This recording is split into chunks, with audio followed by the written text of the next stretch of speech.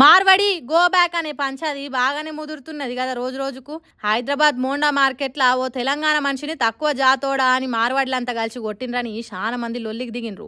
గోరేటి రమేష్ అనే ఓ అన్న మార్వాడిల మీద పాట పాడినందుకు పోలీసులు అరెస్ట్ చేసిండ్రు.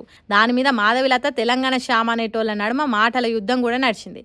అయితే ఇప్పుడు బీజేపీ ఎంపీ బండి సంజయ్ మార్వాడిల మంచితనం గురించి చెప్తున్నాడు. ఇనుండ్రి.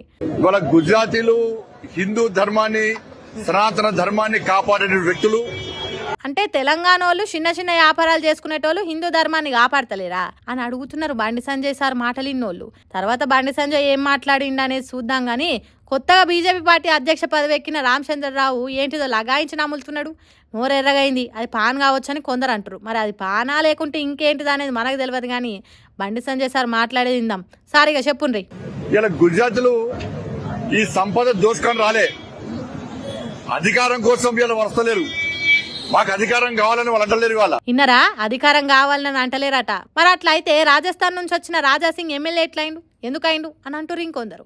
ఇలా మార్వాడీలు ఎవరు కురవతిని దెబ్బతిస్తలేరు, మార్వాడీలు ఎవరిని దోచుకుంటలేరు, వాళ్ళు దాచుకుంటలేరు.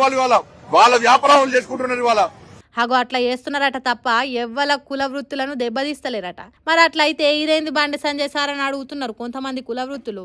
రంగారెడ్డి జిల్లా ఆమనగల్లుల వ్యాపారాలు చేసే తెలంగాణ బిడ్డలు మార్వాడి గో బ్యాక్ అనే ఉద్యమం మొదలుపెట్టిండ్రు. ఉత్తర భారతదేశం నుంచి వచ్చిన వాళ్ళు మాకు పని లేకుండా చేస్తున్నారు, 4 పైసలు మిగలకుండా చేస్తున్నారని సోమవారం నాడు బంద్ చేస్తున్నారట. ఇక చెప్పుండ్రి బండి సంజయ్ సారు, మార్వాడీలు ఉత్తర భారతదేశ వ్యాపారులు ఇక్కడోళ్ళు ఉపాధి నాగం చేయకుంటే వాళ్ళు ఎందుకు బంద్ చేస్తారని అడుగుతున్నారు.